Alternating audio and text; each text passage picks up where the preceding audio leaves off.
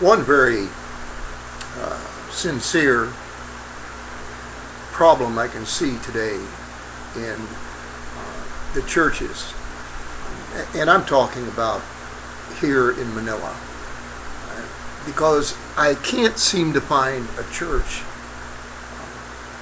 that is Pentecostal. There's a lot of praise going up. There's a lot of thanksgiving. There's a lot of sometimes I think showmanship, and I'm sorry to say that because that's not a good thing to say in any situation. But you wonder if the people would be there were they not the star attraction. I've gone into churches here in the Philippines and even in the United States. As a matter of fact, every church. But in the United States, I was not afraid, I was cautious to tell somebody that I was a prophet of God. I was in among the brethren. I was in the body, but it was like if I said something, I would admit to them that I was a part that was not needed anymore, and therefore there would be ostracism, and it happened many times anyway. But here in the Philippines, it seems to be you are either of the Catholic Church or you are separate from the Catholic Church and want to let everybody know it.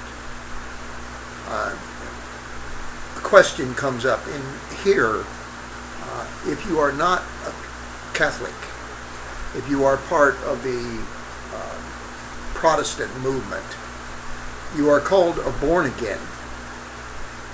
But the first pope of the Catholic Church was Peter, and he preached and traveled with somebody who said you must be born again.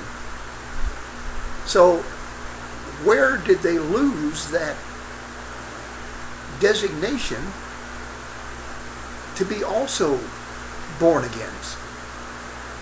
And the church either wants to be on one side or the extreme. One side and two extremes, in other words. They want to either be in the forefront of human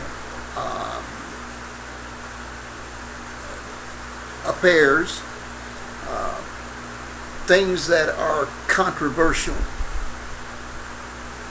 They want to be the flaming sword there, but many times you can tell that they did not seek the guidance of the Holy Spirit.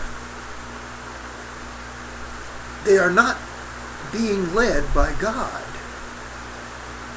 They are being led by necessity to prove how hip they are in these organizations or in these churches. Now, I'm not, and I will never try to attack a denomination or any kind of movement unless they are unbiblically wrong in their teaching. And then I'm not going to make a big deal out of it so that attention is brought in such a way that that movement is destroyed. Because there are tares in the wheat. There are plants that were weeds from the beginning.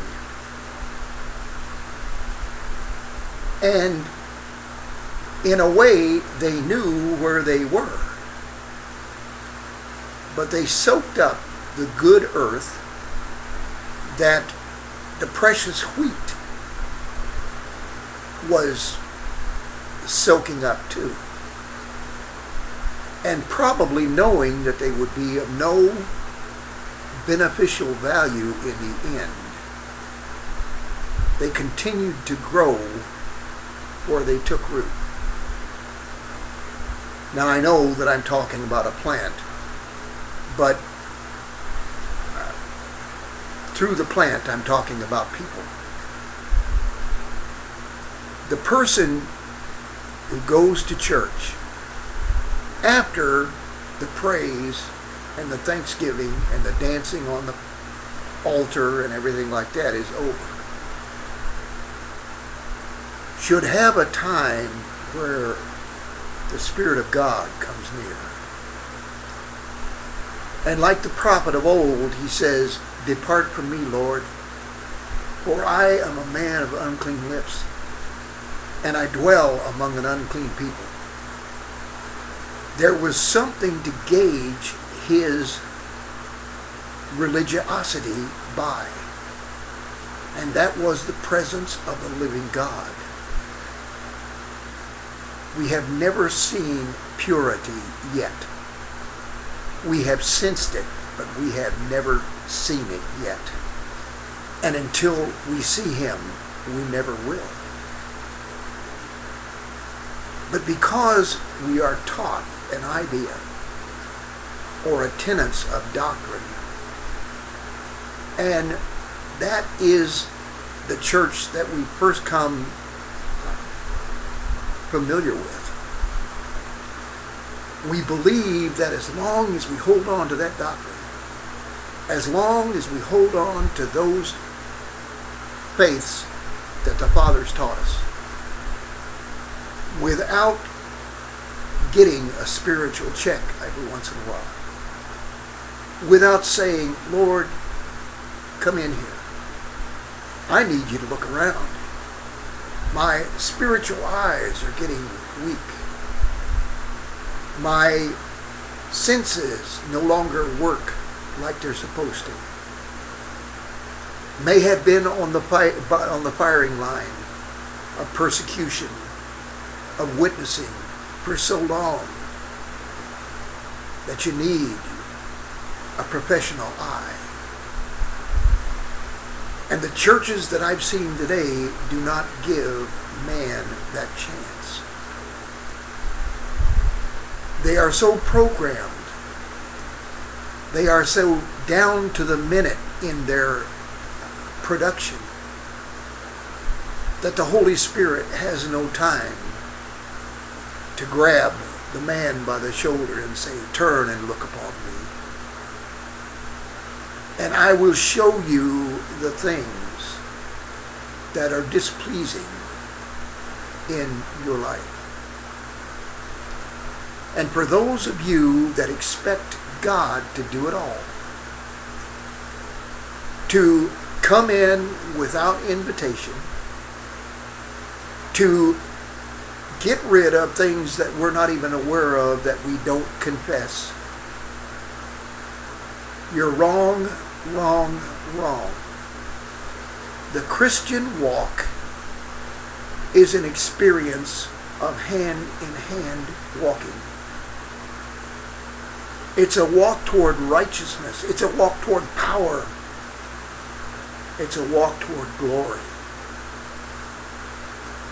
But he desires for us to be willing participants in each and everything that we do. And if we desire to do something that is not pleasing to him, he'll let us do it. Why? Because we have not taken that time, that quiet time before the Spirit of God, and said, "Lord, come in here and check out the house. I don't know. It seems clean to me, but I need a professional and his assessment." God bless you. Jesus is standing at the door. Maranatha.